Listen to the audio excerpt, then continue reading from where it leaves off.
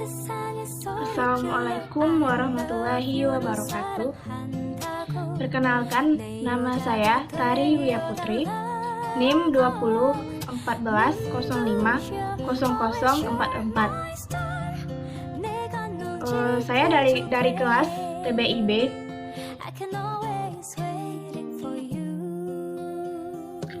Di sini saya akan menjelaskan tentang materi saya, yaitu Pancasila dalam konteks ketatanegaraan. Di sini ada 3 pembahasan yang akan saya bahas, yaitu pertama, Pancasila dalam ketatanegaraan. Yang kedua, pembukaan Undang-Undang 1945 sebagai tertib hukum tertinggi. Yang ketiga, pokok kaidah negara fundamental. Baiklah, langsung saja pada pembahasan materi yang pertama, yaitu Pancasila dalam ketatanegaraan. Pancasila adalah pilar ideologis negara Indonesia. Nama ini terdiri dari 2 kata dari bahasa Sanskerta, yaitu panca berarti 5 dan sila berarti prinsip atau asas. Pancasila merupakan rumusan dan pedoman kehidupan berbangsa dan bernegara bagi seluruh rakyat Indonesia. Dalam kedudukan ini, Pancasila merupakan sumber nilai dari sumber norma dalam setiap aspek penyelenggaraan negara dalam sumber tertib hukum. Negara Indonesia adalah negara demokrasi berdasarkan atas hukum. Mereka segala aspek pelaksanaan dan penyelenggaraan negara diatur melalui peraturan perundang-undangan.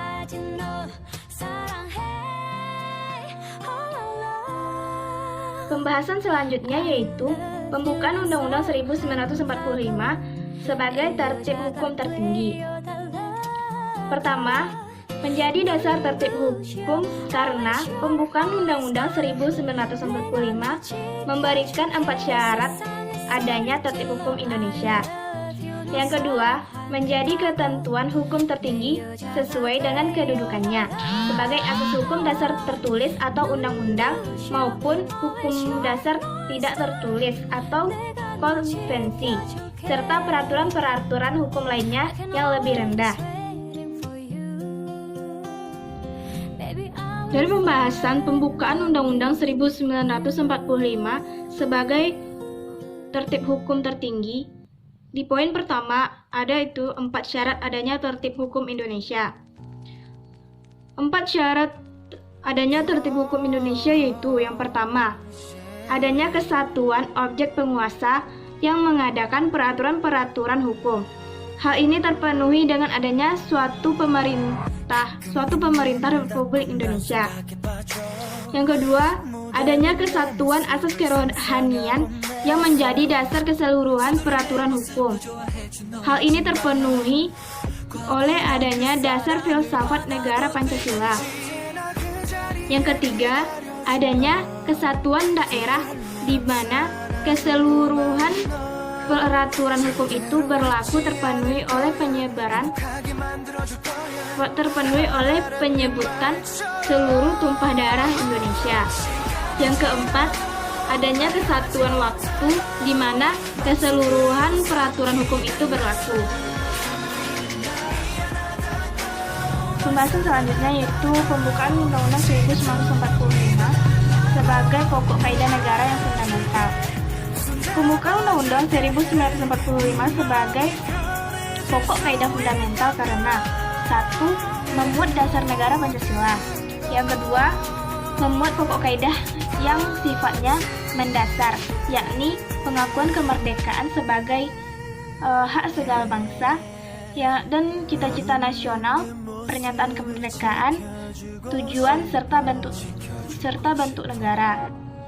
Yang ketiga, merupakan sumber motivasi serta apresiasi perjuangan dan tekad dari bangsa Indonesia.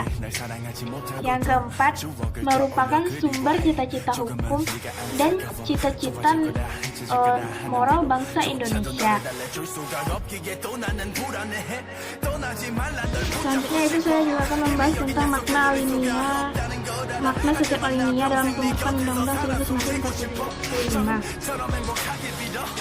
Alinea pertama yaitu terkandung motivasi, dasar, dan pembenaran perjuangan, yaitu kemerdekaan adalah hak segala bangsa dan penjajahan bertentangan dengan peri kemanusiaan dan peri keadilan.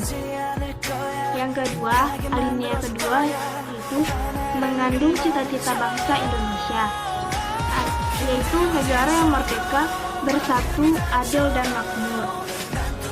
Yang ketiga, memuat petunjuk atau tekad pelaksanaannya, yaitu menyatakan bahwa kemerdekaan atas berkat rahmat Allah yang Maha Kuasa. Yang keempat, memuat tugas negara atau tujuan nasional penyusunan Undang-Undang 1945, bentuk susunan negara yang berkedaulatan rakyat, dan dasar negara Pancasila. Baiklah, yang terakhir yaitu kesimpulan. Kesimpulan dari semua pembahasan tadi adalah seluruh peraturan bersumber pada pembukaan Undang-Undang 1945. Karena memuat dasar negara Pancasila yang setiap alineanya meliputi suara kebatinan bangsa Indonesia. Baiklah, itu mungkin yang dapat saya sampaikan. Kalau ada kata yang salah, saya mohon dimaafkan.